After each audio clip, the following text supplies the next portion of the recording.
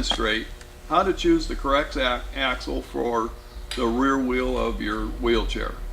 There are several different kinds of axles. There's the bolt and nut, which takes a wrench to install. And then there's the quick release axles, which when you push the button on the head, the ball collapses and the axle comes out, releasing the rear wheel. And all these come in variable lengths. Some come in different diameters too. Most quick release axles are 1/2 inch. The bolts come in 7/16, 1/2 inch, and 5/8. This wheelchair uses a 1/2 inch, so we can use a quick release axle on it. Now there's 3 components you have to measure to choose your axle.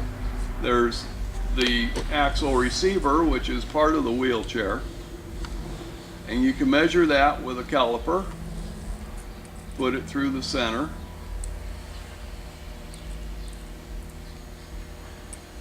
and that measures about 2.1 inches.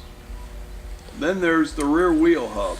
You'll measure the hub length, which is the distance between the outside of the bearing to the outside of the other bearing. You can do this with a pencil even. Put it through the center, hold it where it ends, measure it on a tape measure, and it comes out about 2.1 also. So now we know that the axle length that this chair and wheel take will be 4.2 inches. Now to measure the axle, you can take tape measure from under the nut to the beginning of the ball. And this one is 4.2 inches. It should be correct for this wheelchair and rear wheel. So we'll test it. We'll put it through the center of the wheel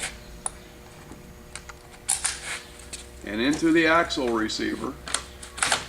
And then you pull slightly back, make sure it's secure.